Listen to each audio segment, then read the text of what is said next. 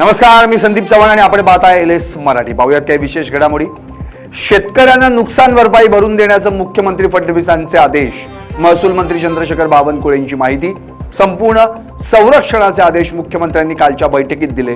बावनकुळेंकडून स्पष्ट. राज्यात अवैध प्रवासी वाहतूक मोठ्या प्रमाणावर सुरू. मंत्री प्रताप सरनाईक यांचं वक्तव्य. अपेक्षित प्रमाणात कारवाई होत नसल्याची नोंद. सरनाईकांची माहिती. भोंदू अशोक खरातचा आणखी एक मोठा कारनामा समोर. खरातनं अनेकांचे आधार कार्ड आणि पॅन कार्ड घेऊन केला कारनामा. नाशिक जिल्ह्यातील 2 पतसंस्थांमध्ये खरात शेकडो खात्यांचा नॉमिनी असल्याचं समोर. डिनर डिप्लोमसीवरून वाद उठवण्याचं कारण नाही. मंत्री संजय शिरसाटांचं वक्तव्य. संजय राऊतांना रोज काही ना काहीतरी नवीन स्वप्न पडतात. त्यांचा पक्ष फुटतोय. ठाकरे गटाचं भविष्य काही दिवसांत कळेल. शिरसाट यांची माहिती. छत्रपती संभाजीनगर जिल्हा परिषदेत सभापती पदावरही भाजपचीच सरशी. बहुमताची स्पष्ट आकडेवारी आपल्या बाजूने वळवण्यात भाजपला यश. सभापती पदाची निवडणूक बिनविरोध होण्याचं चित्र स्पष्ट. नवी मुंबईच्या आयसीयू मध्ये नवजात बाळाची पूजा. आयसीयू बाहेर शंख वाजवत पूजा. व्हिडिओ सोशल मीडियावर व्हायरल.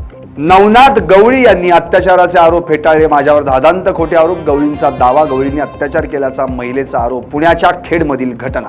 धाराशिवच्या तुळजापूरमध्ये पोलीस आणि भाविकांमध्ये धक्काबुक्की. पोलिसांचं गैरवर्तन. सीसीटीव्ही कॅमेऱ्यात कैद. सर्वत्र संताप व्यक्त.